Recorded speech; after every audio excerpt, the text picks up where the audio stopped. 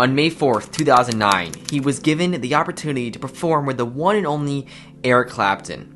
He is quoted as saying, "That was the coolest thing I have ever done." Joe Bonamassa has been one of the most respected blues guitarists over the past 20 years. He was born in Utica, New York, and started playing guitar at the age of 4 because his dad was a huge music fan and wanted him to learn an instrument.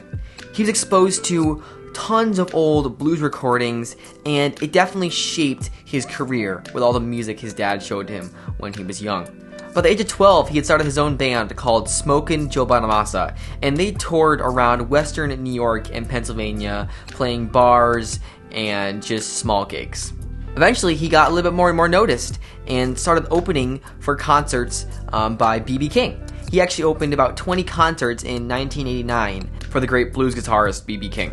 Before the age of 18, he had joined a band called Bloodline, which featured a bunch of the sons of famous musicians. Unfortunately, Bloodline never became very famous, but Joe Bonamassa's guitar playing caught the attention of a lot of musicians. In 2000, Joe released his first album called A New Day Yesterday, and he had 3 #1 hits on the Billboard Blues charts from 2002 to 2006.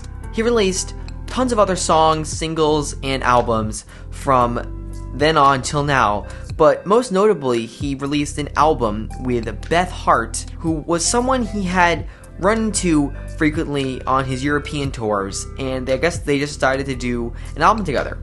It's actually a really, really good album, and if you haven't listened to it, definitely check it out. So if you know about Joe B, then you probably know that he's one of the best blues guitarists of all time, but also that he's known for his guitar collection, his guitar and amplifier collection.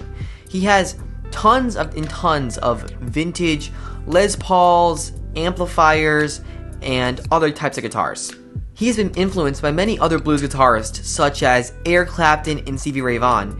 And as I mentioned, he got to play with Eric Clapton at the Royal Albert Music Hall, and they got to do a duet. And if you haven't heard that live song, Further Up the Road, Eric Clapton and Joe Bonamassa, you definitely should check it out. It's honestly one of my favorite songs of his, and it's just so cool that they both got to play and sing together. Many other groups have influenced his music style, and he was someone who didn't really follow the music trends. You know, while all his other friends were listening to Van Halen, he was listening to other older music that no one seemed to care about anymore. He's actually quoted as saying, "When I heard Rod Stewart and the Jeff Beck group singing 'Let Me Love You,' it changed my life. I knew exactly what I wanted to do. Those are my influences." And actually, if you want to learn more about Jeff Beck, I recently just made a video about him, going through some of his greatest accomplishments, and if you'd like to check that out, it'll be linked right above, right here. So I hope this gave you some insight into Joe Bonamassa's life growing up and the beginning of his career. You know what? He's only 46 years old, and it's not over yet. I'm hoping to see tons more music coming out, and I hope you are as well. So thanks so much for watching. I hope you enjoyed this video. If you did, comment below what your favorite Joe Bonamassa song is, and I will catch you all on the flip. Thanks for watching.